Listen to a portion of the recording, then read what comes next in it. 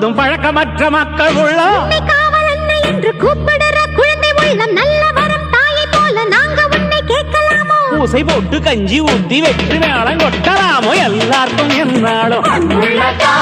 திரிசூலம் கையெந்தும் புவியாளும் மாத்தாவோ முக்கண்ணன் மனையாளோ எழகிட்ட மென்மேலும்